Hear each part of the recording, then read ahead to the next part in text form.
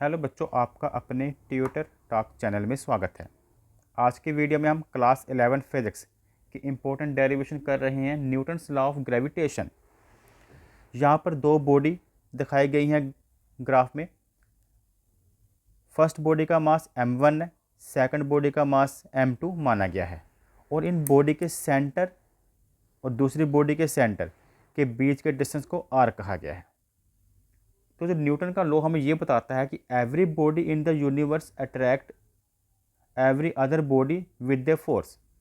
मानिए दो बॉडी है यहाँ पर, तो दोनों एक दूसरे को एक फोर्स के साथ खींच रही है which is directly proportional to the product of their masses.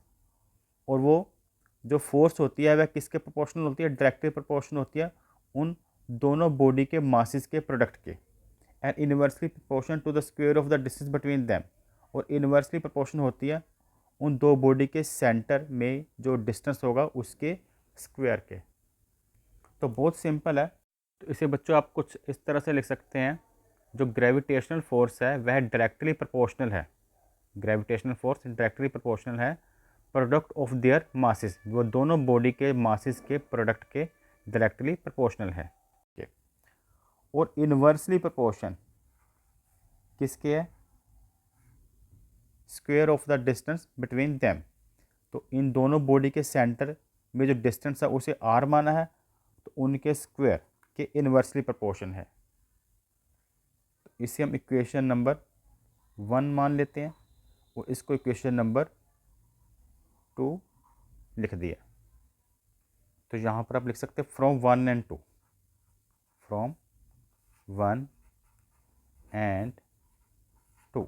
अगर इन दोनों जो इक्वेशन है इसे हम कंबाइंड करें तो कुछ इस तरह से लिख सकते हैं।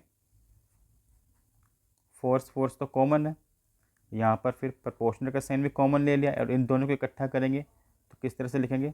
m1 m2 r स्क्वायर नीचे है और r स्क्वायर।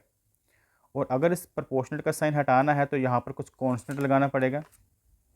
अगर हम प्रोपोर्शनल के साइन की जगह पर इक्वल लगाना चाहते हैं तो हमें इस फॉर्मूले के साथ कुछ कांस्टेंट वैल्यू लगानी पड़ेगी। तो यहाँ पर लगाया जाता है ग्रेविटेशनल कांस्टेंट, जिसे कैपिटल G के साथ डिनोट किया जाता है। और जो ग्रेविटेशनल कांस्टेंट है इसकी value earth to sun, sun to different planet सब में सेम रहती हैं, इसीलिए इस G को यूनिवर्सल कांस्टेंट भी कहा जाता है।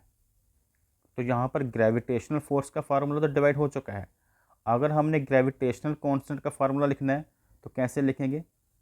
G यहाँ पे लिख लिया, ये r स्क्वायर F के साथ हो जाएगा मल्टीप्लाई, क्रॉस में जाएगा आपको पता है। और जो m1 m2 है ये G से मल्टीप्लाई में, उधर जाकर फोर्स से क्या हो जाएंगे? डिवाइड, m1 और m2।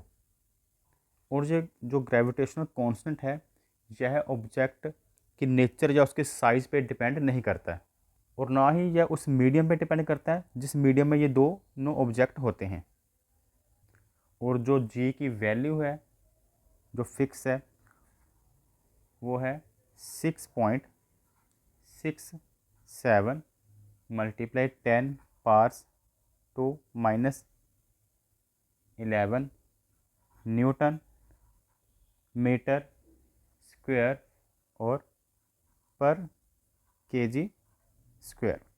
और ये ग्रेविटेशनल जो फोर्स है वह अगर जो दो ऑब्जेक्ट हैं उनका मास 1 kg हो, जैसे यहाँ पर लिखता हूँ, अगर मान ली इनका मास है 1 kg, यहाँ पर हमने m1 m2 की वैल्यू फिल कर दी 1 और उनका जो बीच में डिस्टेंस है दो ऑब्जेक्ट के सेंटर में वह भी है 1 मीटर, तो 1 मीटर स्क्वायर आएगा।